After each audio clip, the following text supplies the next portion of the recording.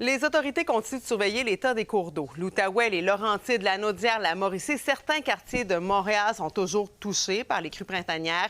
D'ailleurs, l'état d'urgence est toujours en vigueur à Fort-Coulonge, dans la Petite-Nation, où des dizaines de résidences ont été évacuées.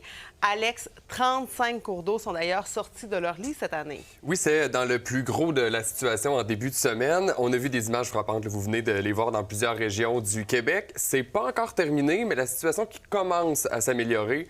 On a 5 cours d'eau en inondation moyenne, 15 en mineur au moment où on se parle. Il faut aussi dire que c'est un peu notre deuxième vague d'inondation cette année. On se rappelle qu'en début mars, on a vu un léger épisode. Quelques cours d'eau étaient sortis de leur lit, mais là, la situation qui se compare à 2019 cette fois-ci. Qu'est-ce qui fait en sorte que ça fluctue comme ça d'année en année? Il y a plusieurs facteurs, mais il faut regarder tout d'abord le type de neige qui est à fondre, parce que si on a une neige fine qui ne contient pas beaucoup d'eau, on aura moins d'eau à ruisseler, mais si on a une neige qui est plus gorgée en eau, là, ça change la situation. Par exemple, cette année, à la mi-avril, l'équivalent en eau de la neige au sol était au-dessus de la normale pour plusieurs endroits.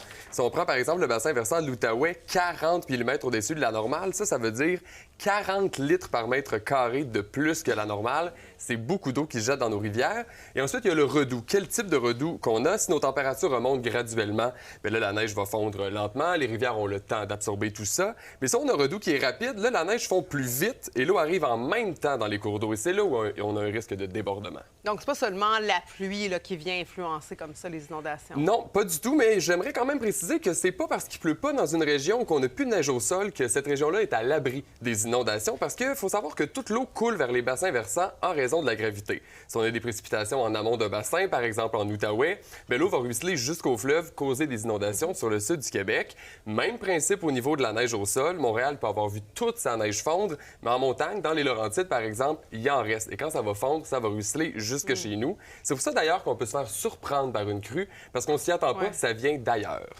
Les images sont très impressionnantes d'année en année. Est-ce qu'on peut ou est-ce qu'on doit mieux se préparer?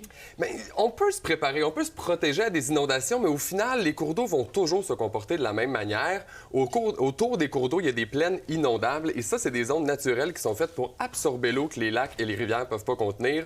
On a perdu 70 de nos plaines inondables dans les 50 dernières années au Québec. Donc, difficile de se préparer quand le Québec est une région propice aux inondations. Bon courage d'ailleurs aux sinistrés touchés. Merci, Alex. Merci.